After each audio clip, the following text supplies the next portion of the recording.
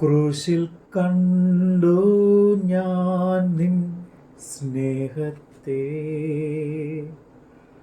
ആഴമാർന്ന നിൻ മഹത്യാഗത്തെ. പകരം എന്തു നൽകും ഞാനിനി? ഹൃദയം പൂർണ്ണമായി നൽകുന്നു നാഥനായി.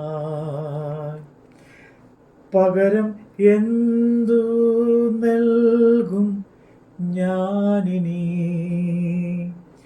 ഹൃദയം പൂർണ്ണമായി നൽകുന്നു ഞാനിനി. ക്രൂശിൽ കണ്ടു ഞാൻ നിൻ സ്നേഹത്തെ, ആഴമാർന്ന നിൻ മഹത്യാഗത്തെ. മത്തായിയുടെ സുവിശേഷം 12-ാം അധ്യായം. അക്കാലത്ത് യേശു ശബ്ബത്തിൽ വിളഭൂമിയിൽ കൂടി കടന്നുപോയി. അവൻ്റെ ശിഷ്യന്മാർ വിശന്നിട്ട് കതിർ പറിച്ച് തിന്നു തുടങ്ങി. പരീശന്മാർ അത് കണ്ടിട്ട്, ഇതാ, ശബ്ബത്തിൽ വിഹിതമല്ലാത്തത് നിന്റെ ശിഷ്യന്മാർ ചെയ്യുന്നു എന്ന് അവനോട് പറഞ്ഞു. അവൻ അവരോട് പറഞ്ഞത്, ദാവീദ് തനിക്കും കൂടെയുള്ളവർക്കും വിശന്നപ്പോൾ ചെയ്തത് എന്ത്? അവൻ ദേവാലയത്തിൽ ചെന്ന് പുരോഹിതന്മാർക്ക് മാത്രമല്ലാതെ തനിക്കും കൂടെയുള്ളവർക്കും തിന്മാൻ വിഹിതമല്ലാത്ത കാഴ്ചയപ്പം തിന്നു എന്ന് നിങ്ങൾ വായിച്ചിട്ടില്ലയോ? അല്ല, ശബ്ബത്തിൽ പുരോഹിതന്മാർ ദേവാലയത്തിൽ വെച്ച് ശബ്ബത്തിനെ ലംഘിക്കുന്നു എങ്കിലും കുറ്റമില്ലാതെ ഇരിക്കുന്നു എന്ന് ന്യായപ്രമാണത്തിൽ വായിച്ചിട്ടില്ലയോ? എന്നാൽ ദേവാലയത്തേക്കാൾ വലിയവൻ ഇവിടെയുണ്ട് എന്ന് ഞാൻ നിങ്ങളോട് പറയുന്നു.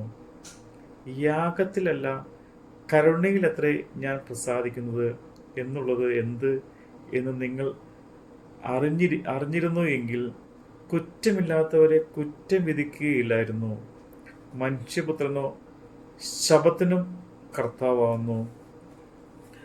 അവൻ അവിടം വിട്ട് അവിടെ പള്ളിയിൽ ചെന്നപ്പോൾ കൈ വരണ്ട ഒരു മനുഷ്യനെ കണ്ടു. അവർ അവനിൽ കുറ്റം ചുമത്തേണ്ടതിന് ശബ്ബത്തിൽ സൗഖ്യമാക്കുന്നത് വിഹിതമോ എന്ന് അവനോട് ചോദിച്ചു. അവൻ അവരോട്, നിങ്ങളിൽ ഒരുത്തിന് ഒരു ആടുണ്ട് എന്നിരിക്കട്ടെ. അത് ശബ്ബത്തിൽ കുഴിയിൽ വീണാൽ അവൻ അതിനെ പിടിച്ചു കയറ്റുകയില്ലയോ? എന്നാൽ മനുഷ്യൻ ആടിനേക്കാൾ എത്ര വിശേഷതയുള്ളവൻ! ആകയാൽ ശബ്ബത്തിൽ നന്മ ചെയ്യുന്നത് വിഹിതം തന്നെ എന്ന് പറഞ്ഞു. പിന്നെ ആ മനുഷ്യനോട് കൈ നീട്ടുക എന്ന് പറഞ്ഞു. അവൻ നീട്ടി, അത് മറ്റേതുപോലെ സൗഖ്യമായി. പരീശന്മാർ പുറപ്പെട്ട് അവനെ നശിപ്പിക്കാൻ വേണ്ടി അവന് വിരോധമായി തമ്മിൽ ആലോചിച്ചു. യേശു അത് അറിഞ്ഞിട്ട് അവിടം വിട്ടുപോയി. വളരെ പേർ അവൻ്റെ പിന്നാലെ ചെന്നു. അവൻ അവരെയൊക്കെയും സൗഖ്യമാക്കി. തന്നെ പ്രസിദ്ധമാക്കരുത് എന്ന് അവരോട് ആജ്ഞാപിച്ചു. ഇതാ, ഞാൻ തിരഞ്ഞെടുത്ത എൻ്റെ ദാസൻ, എൻ്റെ ഉള്ളം പ്രസാദിക്കുന്ന എൻ്റെ പ്രിയൻ. ഞാൻ എൻ്റെ ആത്മാവിനെ അവൻ്റെ മേൽ അയക്കും. അവൻ ജാതികൾക്ക് ന്യായവിധി അറിയിക്കും. അവൻ കലഹിക്കുകയില്ല, നിലവിളിക്കുകയില്ല. ആരും തെരുവുകളിൽ അവൻ്റെ ശബ്ദം കേൾക്കുകയുമില്ല. ചതഞ്ഞ ഓട അവൻ ഒടിച്ചു കളയുകയില്ല. പുകയുന്ന തിരി കെടുത്തു കളയുകയില്ല. അവൻ ന്യായവിധി ജയത്തോളം നടത്തും. അവൻ്റെ നാമത്തിൽ ജാതികൾ പ്രത്യാശ വയ്ക്കും എന്നിങ്ങനെ യെശയ്യാ പ്രവാചകൻ മുഖാന്തരം അരുളി ചെയ്ത് നിവൃത്തിയാകുവാൻ സംഗതി വന്നു. അനന്തരം ചിലർ കുരുടനും ഊമനുമായൊരു ഭൂതരസ്ഥനെ അവൻ്റെ അടുക്കൽ കൊണ്ടുവന്നു. ഊമൻ സംസാരിക്കുകയും കാണുകയും ചെയ്യുവാൻ തക്കവണ്ണം അവനെ സൗഖ്യമാക്കി. പുരുഷാരമൊക്കെയും വിസ്മയിച്ചു. ഇവൻ ദാവീദ് പുത്രൻ തന്നെയോ എന്ന് പറഞ്ഞു. അത് കേട്ടിട്ട് പരീശന്മാർ, ഇവൻ ഭൂതങ്ങളുടെ തലവനായ ബേസൽബൂബിനെ കൊണ്ടല്ലാതെ ഭൂതങ്ങളെ പുറത്താക്കുന്നില്ല എന്ന് പറഞ്ഞു. അവൻ അവരുടെ നിരൂപണം അറിഞ്ഞ് അവരോട് പറഞ്ഞത്, ഒരു രാജ്യം തന്നിൽ തന്നെ ഛിദ്രിച്ചു എങ്കിൽ ശൂന്യമായി പോവും. ഒരു പട്ടണമോ ഗൃഹമോ തന്നിൽ തന്നെ ഛിദ്രിച്ചു എങ്കിൽ നിലനിൽക്കുകയില്ല. സാത്താൻ സാത്താനെ പുറത്താക്കുന്നു എങ്കിൽ അവൻ തന്നെ തന്നെ ഛിദ്രിച്ചു പോയല്ലോ. പിന്നെ അവൻ്റെ രാജ്യം എങ്ങനെ നിലനിൽക്കും? ഞാൻ ബേസൽബൂബിനെ കൊണ്ട് ഭൂതങ്ങളെ പുറത്താക്കുന്നു എങ്കിൽ നിങ്ങളുടെ മക്കൾ ആരെ കൊണ്ട് പുറത്താക്കുന്നു? അതുകൊണ്ട് അവർ നിങ്ങൾക്കു ന്യായവിധിമാന്മാർ ആകും. ദൈവാത്മാവിനാൽ ഞാൻ ഭൂതങ്ങളെ പുറത്താക്കുന്നു എങ്കിലോ ദൈവരാജ്യം നിങ്ങളുടെ അടുക്കൽ വന്നെത്തിയിരിക്കുന്നു സ്പഷ്ടം. ബലവാനെ പിടിച്ച് കെട്ടിയിട്ടല്ലാതെ ബലവാന്റെ വീട്ടിൽ കടന്ന് അവൻ്റെ കോപ്പ കവർന്നു കളയുവാൻ എങ്ങനെ കഴിയും? പിടിച്ചു കെട്ടിയാൽ പിന്നെ അവൻ്റെ വീട് കവർച്ച ചെയ്യാം. എനിക്ക് അനുകൂലമല്ലാത്തവൻ എനിക്ക് പ്രതികൂലമാകുന്നു. എന്നോട് ചേർക്കാത്തവൻ ചിതറിക്കുന്നു. അതുകൊണ്ട് ഞാൻ നിങ്ങളോട് പറയുന്നത്, സകല പാപവും ഭൂഷണവും മനുഷ്യരോട് ക്ഷമിക്കും, ആത്മാവിന് നേരെയുള്ള ഭൂഷണമോ ക്ഷമിക്കുകയില്ല. ആരെങ്കിലും മനുഷ്യപുത്രന്റെ നേരെ ഒരു വാക്ക് പറഞ്ഞാൽ അത് അവനോട് ക്ഷമിക്കും. പരിശുദ്ധാത്മാവിന് നേരെ പറഞ്ഞാലോ ഈ ലോകത്തിലും വരുവാനുള്ളതിലും അവനോട് ക്ഷമിക്കുകയില്ല. ഒന്നുകിൽ വൃക്ഷം നല്ലത്, ഫലവും നല്ലത് എന്ന് വെപ്പീൻ, അല്ലായെങ്കിൽ വൃക്ഷം ചീത്ത, ഫലം ചീത്ത എന്ന് വെപ്പീൻ. ഫലം കൊണ്ടല്ലോ വൃക്ഷം അറിയുന്നത്. സർപ്പസന്തതികളെ, നിങ്ങൾ ദുഷ്ടന്മാരായിരിക്കെ നല്ലത് സംസാരിപ്പാൻ എങ്ങനെ കഴിയും? ഹൃദയം നിറഞ്ഞ് കവിയുന്നതിൽ നിന്നല്ലോ വായ് സംസാരിക്കുന്നത്. നല്ല മനുഷ്യൻ നല്ല നിക്ഷേപത്തിന് നല്ലത് പുറപ്പെടുവിക്കുകയും ദുഷ്ടമനുഷ്യൻ ദുർനിക്ഷേപത്തിൽ നിന്ന് തീയത് പുറപ്പെടുവിക്കുന്നു. എന്നാൽ മനുഷ്യർ പറയുന്ന ഏത് നിസ്സാര വാക്കിനും ന്യായവിധി ദിവസത്തിൽ കണക്ക് ബോധിപ്പിക്കേണ്ടി വരും എന്ന് ഞാൻ നിങ്ങളോട് പറയുന്നു. നിന്റെ വാക്കുകളാൽ നീതീകരിക്കപ്പെടുകയും നിന്റെ വാക്കുകളാൽ കുറ്റം വിധിക്കപ്പെടുകയും ചെയ്യും. അപ്പോൾ ശാസ്ത്രിമാരും പരീക്ഷമാരും അവനോട്, ഗുരു, നീ ഒരു അടയാളം ചെയ്ത് കാണുവാൻ ഞങ്ങൾ ഇച്ഛിക്കുന്നു എന്ന് പറഞ്ഞു.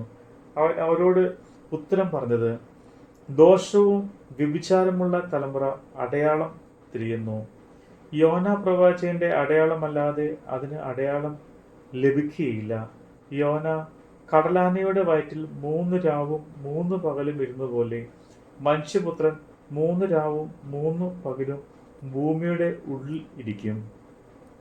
നിനവേക്കാർ ന്യായവിധിയിൽ ഈ തലമുറയോട് ഒന്നിച്ച് എഴുന്നേറ്റ് അതിന് കുറ്റം വിധിക്കും. അവർ യോനയുടെ പ്രസംഗം കേട്ട് മാനസാന്തരപ്പെട്ടുവല്ലോ. ഇതാ ഇവിടെ യോനായിലും വലിയവൻ. തെക്കേ രാജ്ഞി ന്യായവിധിയിൽ ഈ തലമുറയോട് ഒന്നിച്ച് ഉയർത്തെഴുന്നേറ്റ് അതിനെ കുറ്റം വിധിക്കും. അവൾ ശലോമോന്റെ ജ്ഞാനം കേൾപ്പാൻ ഭൂമിയുടെ അതിർത്തിയിൽ നിന്നും അറുതികളിൽ നിന്നും വന്നുവല്ലോ. ഇവിടെ ഇതാ ശലോമോനിലും വലിയവൻ. അശുദ്ധാത്മാവ് ഒരു മനുഷ്യനെ വിട്ട് പുറപ്പെട്ടു പോയ ശേഷം നീരില്ലാത്ത സ്ഥലങ്ങളിൽ കൂടി തണുപ്പ് അന്വേഷിച്ചുകൊണ്ട് സഞ്ചരിക്കുന്നു, കണ്ടെത്തുന്നില്ല താനും. ഞാൻ പുറപ്പെട്ടു പോന്ന എൻ്റെ വീട്ടിലേക്ക് മടങ്ങി ചെല്ലും എന്ന് അവൻ പറയുന്നു. ഉടനെ വന്ന് അത് ഒഴിഞ്ഞതും അടിച്ചുവാരി അലങ്കരിച്ചതുമായി കാണുന്നു. പിന്നെ അവൻ പുറപ്പെട്ട് തന്നിലും ദുഷ്ടതയേറിയ വേറെ 7 ആത്മാക്കളെ കൂട്ടിക്കൊണ്ടുവരുന്നു. അവരും അവിടെ കയറി പറക്കുന്നു. ആ മനുഷ്യൻ പിന്നെ സ്ഥിതി മുമ്പിലത്തേലും വളരെ ആകും. ഈ ദുഷ്ടതലമുറയ്ക്കും അങ്ങനെ ഭവിക്കും. അവൻ പുരുഷാരത്തോട് സംസാരിച്ചു കൊണ്ടിരിക്കുകയാൽ അവന്റെ അമ്മയും സഹോദരന്മാരും അവനോട് സംസാരിപ്പാൻ ആഗ്രഹിച്ച് പുറത്തു നിന്നു. ഒരുത്തൻ അവനോട്, നിന്റെ അമ്മയും സഹോദരന്മാരും നിന്നോട് സംസാരിപ്പാൻ ആഗ്രഹിച്ച് പുറത്തു നിൽക്കുന്നു എന്ന് പറഞ്ഞു.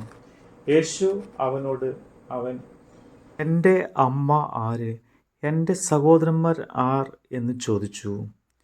ശിഷ്യന്മാരുടെ നേരെ കൈനീട്ടി, ഇതാ എൻ്റെ അമ്മയും എൻ്റെ സഹോദരന്മാരും, സ്വർഗസ്ഥനായ എൻ്റെ പിതാവിൻ്റെ ഇഷ്ടം ചെയ്യുന്നവൻ എൻ്റെ സഹോദരനും സഹോദരിയും അമ്മയും ആകുന്നു എന്ന് പറഞ്ഞു. നമ്മുടെ കർത്താവിൻ്റെ വചനമാണ് നമ്മൾ കേട്ടത്. സൃഷ്ടികളിൽ ഞാൻ കണ്ടു നിൻ കരവിരുത്, അത്ഭുതമാ നിൻ ത്യാഗത്തിൻ പൂർണ്ണതയും. പകരം എന്തു നൽകും ഞാനിനി, നന്ദിയാലെന്നും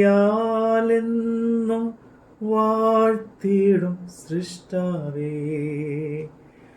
പകരം എന്തു നൽകും ഞാനിനി, നന്ദിയാലെന്നും വാഴ്ത്തിടും സൃഷ്ടാവേ. ക്രൂശിൽ കണ്ടു ഞാൻ നിൻ സ്നേഹത്തെ, ആഴമാർന്ന നിൻ മഹത്യാഗത്തെ. ക്രൂശിൽ കണ്ടു ഞാൻ നിൻ സ്നേഹത്തെ, ആഴമാർന്ന നിൻ മഹത്യാഗത്തെ.